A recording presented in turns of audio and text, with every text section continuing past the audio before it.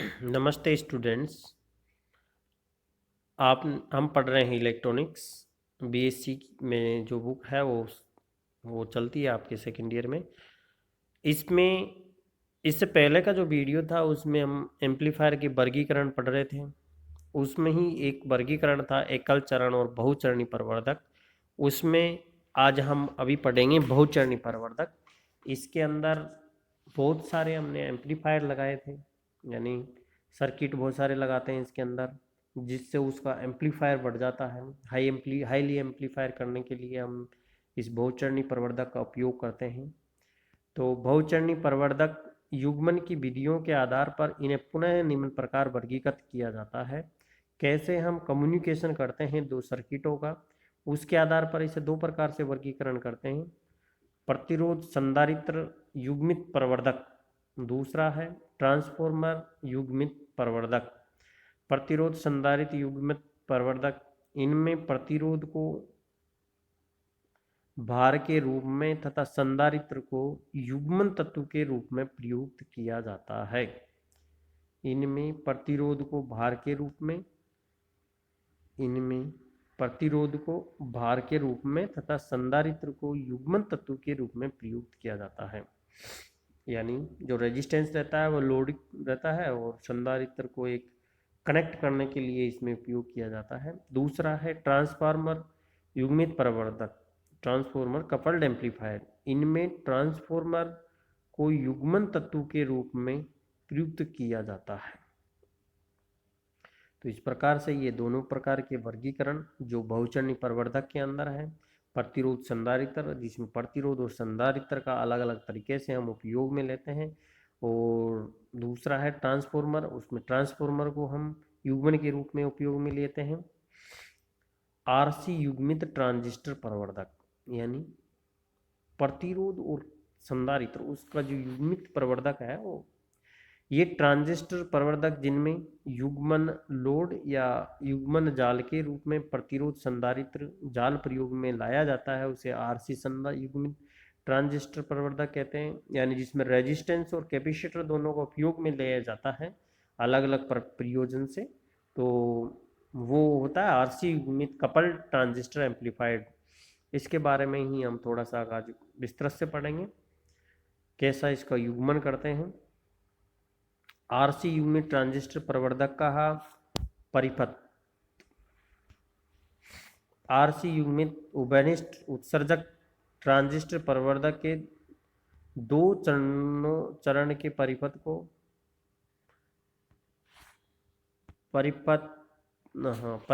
प्रदर्शित किया गया है। परिपथ में T1 एक डायग्राम बना हुआ है, वो इससे पीछे की स्लाइड के अंदर है। दो चरणों के परिपथ को प्रदर्शित किया गया है। परिपथ में T1 तथा T2 प्रथम तथा द्वितीय चरण में प्रयोग में लाए जाते हैं। RL लोड प्रतिरोध तथा CC युग्मन धारिता व CC संधारित्र CC प्रथम चरण के निर्गम में से प्रत्यावर्ती भाग को पारगमित करता है तथा दिष्ट भाग को रोकता है। आरसी युग्मित उभयनिष्ठ उत्सर्जक ट्रांजिस्टर प्रवर्धक के दो चरणों के परिपथ को प्रदर्शित किया गया है। परिपथ में T1 तथा T2 प्रथम तथा द्वितीय चरण में उपयोग में लाए जाते हैं। RL लोड प्रतिरोध तथा CC युग्मन धारिता है। संधारित्र CC प्रथम चरण के युग्मन में से प्रत्यावर्ती भाग को पारगमित करता है तथा दिष्ट भाग को रोकता है। यानी जो ये संधारित्र जो लगा हुआ है उसका काम है प्रथम चरण के निर्गम में से प्रत्यावर्ती भाग को पारगमित करता है तथा दिष्ट भाग को रोकता है। तो हम अब सर्किट देखेंगे, इसलिए इसे अवरोधी संधारित्र भी कहते हैं। यानी ये दिष्ट भाग को रोक लेता है और प्रत्यावर्ती भाग को पास आउट करने देता है, इसलिए इसे अवरोधी संधारित्र भी कहते हैं।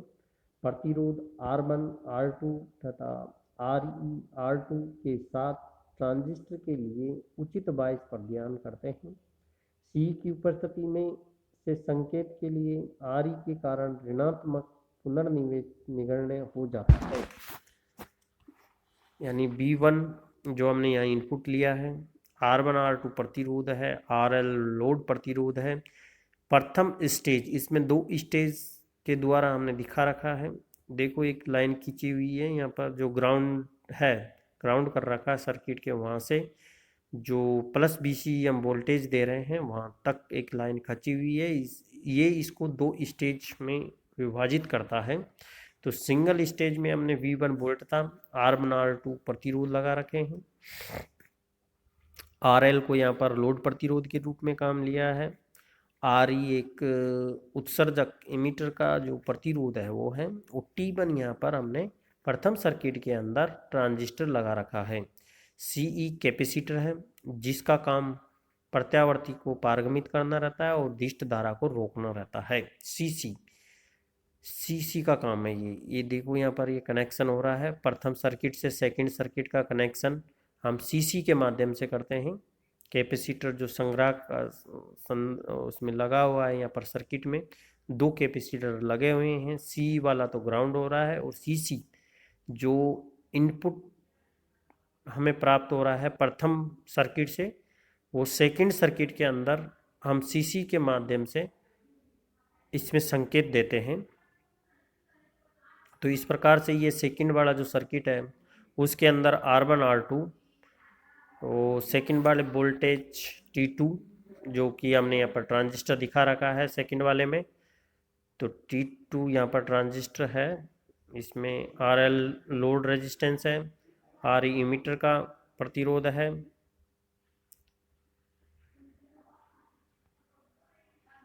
CE कैपेसिटर है इमीटर का, और CC इसके जो आउटपुट में है, जो वोल्टता हमें प्राप्त होती है कैपेसिटर से, वो दिखा रखा है।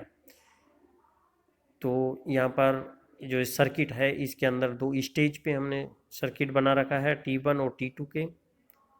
तो T1 जो सर्किट है और T2 जो सर्किट है, तो T1 में CC कैपेसिटर के माध्यम से आउटपुट T2 में जाता है, और जो T2 का सर्किट है उसका आउटपुट हमें CC के माध्यम से प्राप्त होता है। तो आप इस वीडियो को लाइक करिए और सब्सक्राइब करिए, और ज़्यादा से ज़्यादा देख के समझने की कोशिश करिए।